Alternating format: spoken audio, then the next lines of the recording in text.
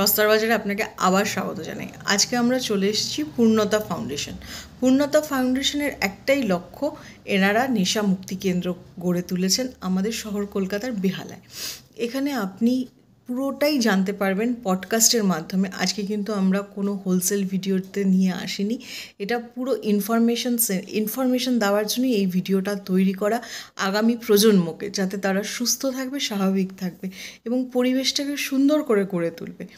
এই প্রজন্মের একটাই লক্ষ্য, এই পূর্ণতা ফাউন্ডেশনের একটাই লক্ষ্য, যেন পরিবেশটা সুন্দর থাকে। পরিবেশ সুন্দর হলে প্রজন্মের পর প্রজন্ম সুস্থ স্বাভাবিকভাবে বেঁচে উঠবে, ভালো কিছু সৃষ্টি হবে আমাদের মধ্যে।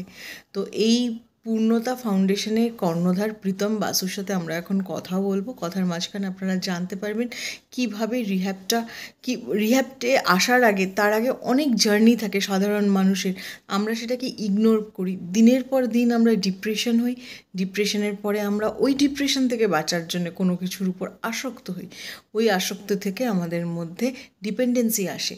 এইভাবে করতে করতে আমরা একটা চক্রের মধ্যে ঢুকে যাই, যেখান থেকে বেরানোর রাস্তা আমরা খুঁজে পাই না।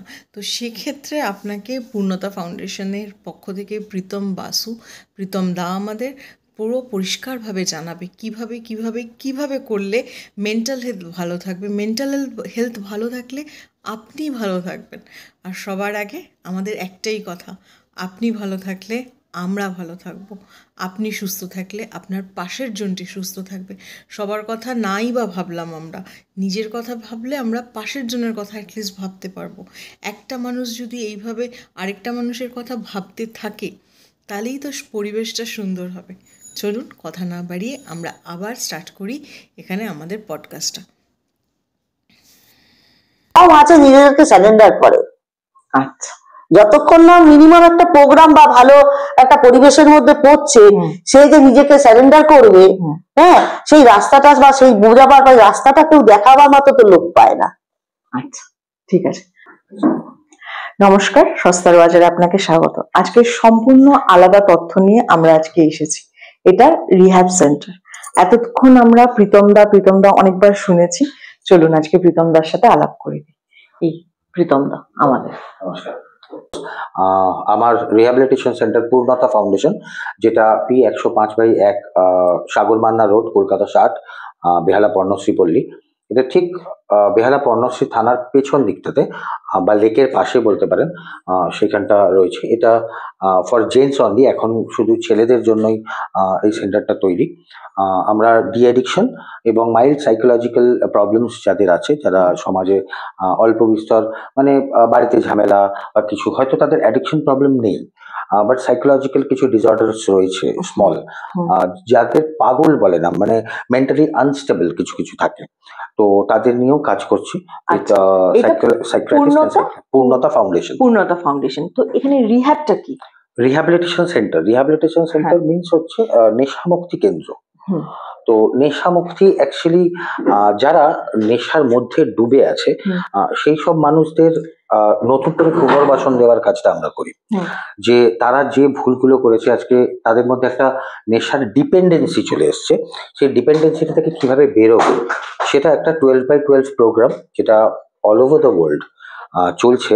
সেই প্রোগ্রামের থ্রু তাদের মোটিভেট করা, তাদের কাউন্সেলিং করা নতুন করে, কিভাবে, যেমন ধরুন তারা ডুবে গেছে কেন। আমি নিজে একজন অ্যালকোহলিক, আমি নিজে জানি। 2004, 2005 এই সময় থেকে 2008, এটা আমার ছিল গোল্ডেন পিরিয়ড। আমি স্যালারিড ছিলাম, আমি চাকরিজীবী লোক ছিলাম অটোমোবাইল ইন্ডাস্ট্রির।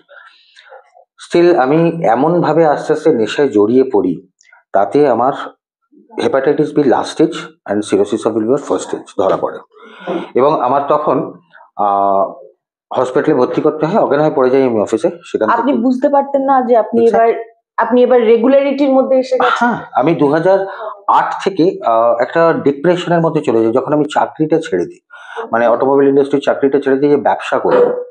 তখন নতুন মিউনিসিপ্যালিটি তৈরি হচ্ছে, যে ওখানে কন্ট্রাক্টারি ব্যবসা করব, তার জন্য চাকরি ছেড়ে দেওয়া, অনেক কিছু প্রলোভন আসে।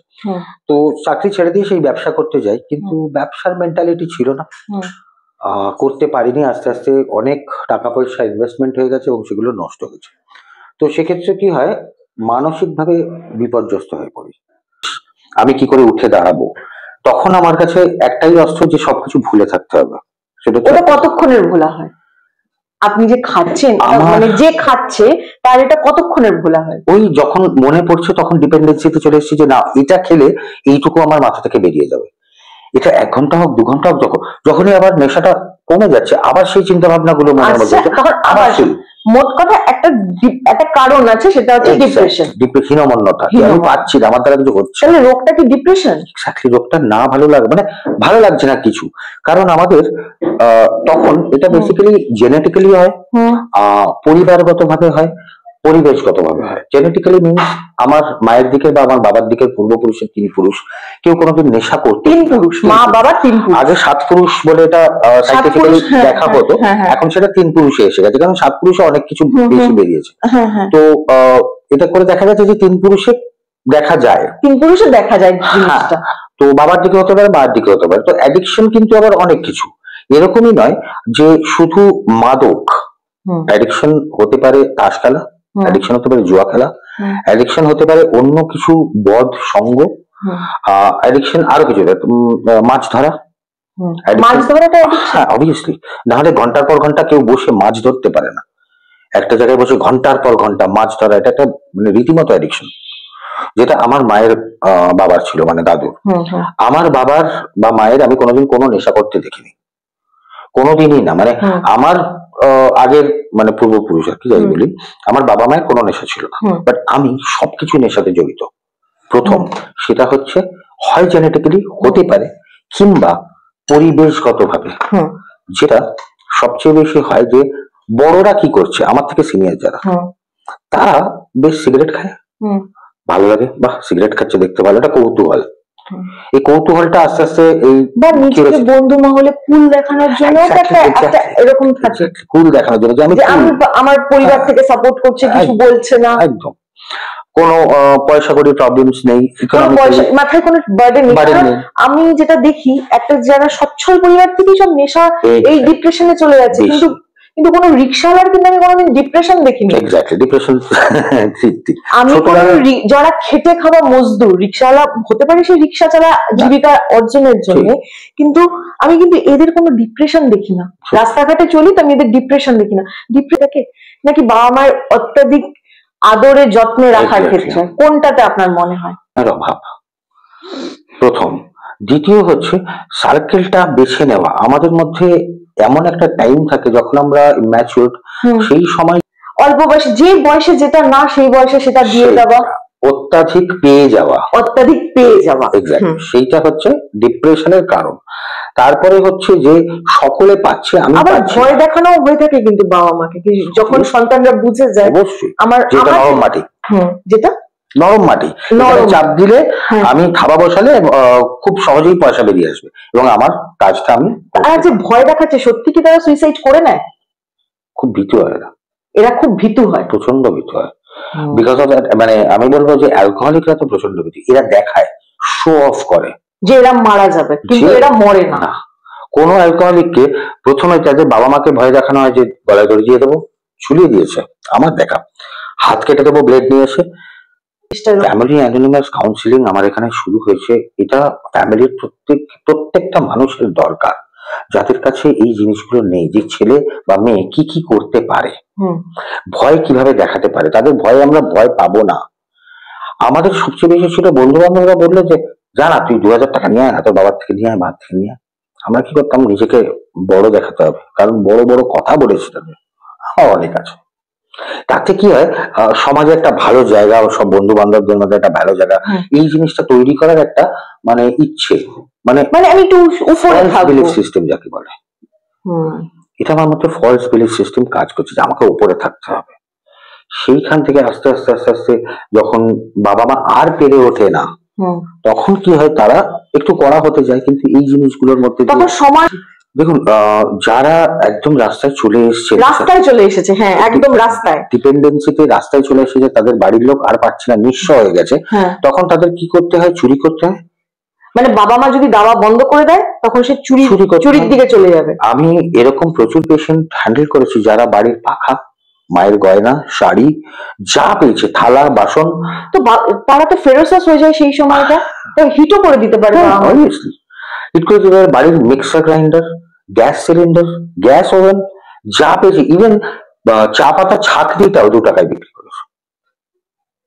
তখন বাবা মারা এই অশান্তির ভয় টাকা দিয়ে দেয়, সে নিয়ে কিন্তু নেবে, বাবা মারা চায় যে ছেলে ফিরে আসুক বা মেয়ে ফিরে আসুক। সকলেই চাইবে। তো তো তাদের ট্রিটমেন্টটা কিরকম হয়?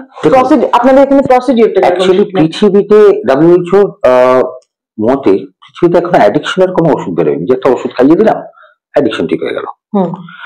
এটার একমাত্র জায়গা যেটা হচ্ছে রিহ্যাবিলিটেশন সেন্টার, তাকে পুনর্বাসন দেওয়া। আমাদের মধ্যে ক্রাইসিস জিনিসটা ছিল না। হ্যাঁ, অ্যাডিক্টের ক্রাইসিস খুব কম।